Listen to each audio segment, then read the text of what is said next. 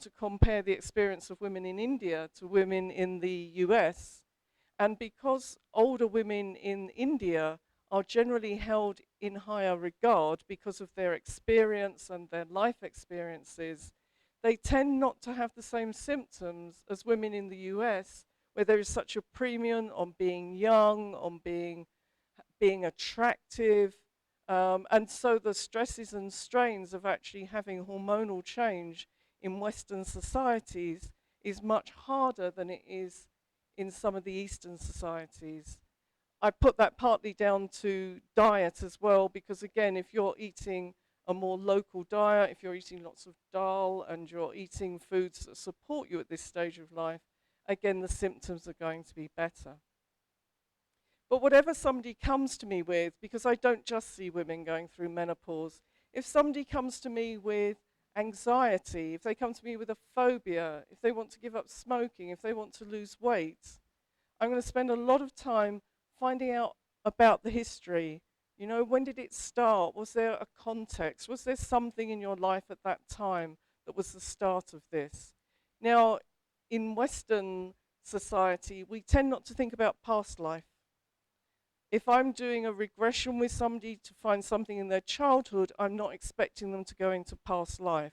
Sometimes spontaneously somebody will go into past life because that's where the problem lays. But if I suggest to somebody, this is probably something from your past life, they would probably run for the door, because in Western society that is not really an acceptable part of the way that they think about it. Personally, I feel a lot comes down through our genes, through our DNA, that we're just not aware of. So I'm going to find out about that. I'm going to find out how they're experiencing their symptoms day to day. You know, where do they feel their symptom? What's it like? What's the trigger for their symptom? What do they do when they feel it? What's their response to it? What happens for it to stop? And then the final thing I'll start to ask them about is what we call in hypnotherapy future pacing. I want to know what life would be like without their problem. Because if we think about our mind as being subconscious and conscious, the subconscious mind is responsible for over 90% of every day. And just this tiny percent that we're dealing with our conscious mind. And so it's a bit like, and this is often a metaphor that's used, is that the subconscious is like an elephant walking along, and it knows where it's going, and it has this little rider sitting on the top of it, which is the conscious part of the brain. And if the rider wants to change the direction of the elephant, it needs a bit of help, really. And in a way, what we're doing as hypnotherapists is we're tempting the elephant to move in a different direction. Because if the elephant, the unconscious mind, thinks it's doing a good job, why would it change? What's the motivation to change if it feels, if your unconscious feels, I've got you this far, every morning you wake up is a triumph. Why would I do something different? And if that's what's going on in the brain, then we have to find a way of moving it so that the brain will accept that there's another way of doing something. So I spend a lot of time talking to my clients about what would you be doing when you don't have this problem? And sometimes it's something they've never even thought about because they're so stuck in their problem. They're doing a trance around their problem. And it can take quite a while to get them into the positive language of change. They'll go, oh, I won't be feeling so bad. I won't be doing this, I won't be doing that. I say, okay, when you're not doing that, what will you be doing? Because I want to attract the elephant. I want to make the future so delicious that the elephant wants to move in that direction. So what will you be doing? What are your capabilities? What am I building on? What's the thing that you need that's going to make the difference? What's important in your life? Without your problem, what's important? And they go, oh, well, it's my kids. I want to be there for my kids. Or my relationships. Or, you know, I've always wanted to travel and I can't with this problem. So we're starting to build a picture in their head that is so much nicer than what they're doing that they're going to start to move towards it. And in what I do, I will use that part of the intake form to build a recording for them, a hypnotic recording, to keep the messages going in about what they want. Because most of the time during the day, they're thinking about what they don't want. They're running over and over in their head how bad stuff is and what they don't want. So if I can start dripping in the stuff they do want using their own words, it's going to be powerful in starting to shift them forward. And just a few examples about how powerful it can be. And it's so good to be talking about it here in India because I think there's so much more acceptance of that body-mind connection, which is still limited in the West. You know, there are people who will believe in it, but they've got so used to giving up control to doctors, to giving up control to pharmaceuticals, that to actually do some work and help themselves to get better, why would they bother? They'll go for the silver bullet. And we were just talking beforehand that we both give people homework. If you come to see us, we don't put you to sleep. You have a lovely experience. We wake you up at the end and you go away feeling fine. No, we give you things to do because there's only so much can happen in the room and we're priming you up to take action and to move forward. So I'll do a recording for people, but just as an example of how quickly people can get better. I had a woman come to see me, and for a year, she has been in such a high state of anxiety that she has been calling out ambulances, going to see the doctor, going to A&E, because she feels so ill, she thinks she's having heart attacks. And she gets to hospital, or the paramedics come out and they do tests, and they say, "Madam, you're fine." But what it is that the context of her life, because there's illness in her family, serious illness in her family, and she doesn't feel like she can say much about it because she doesn't want to blame people for being ill. So in coming to see me, she gets an hour and a half of unconditional positive regard in which she can say things that she can't say to anybody else. And I can let her forgive herself because she's saying to me, "Well, it's not their fault." I go, "No, it's not their fault. That's okay. But it's not your fault either. And you're living through a difficult situation."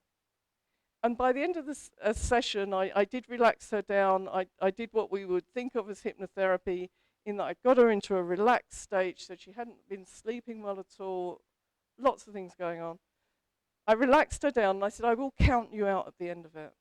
I did a relaxation, gave her some positive suggestions, and then I did what I always do, started to count her out, and on 1, just noticing the weight of your body, and on 2, coming back to your breathing, etc. I got to 5 and said, "And on 5, you can open your eyes." Now, when I'm doing that, I'm going into trance myself in order to do it, and I look up, and she is still gone. And I thought, you know, that she needs a break. So I'm not going to wake her up because I've still got some time and she's relaxing and I know she's going to feel better for it. So I get my iPad out and I do my emails and make a few notes, and she's still gone.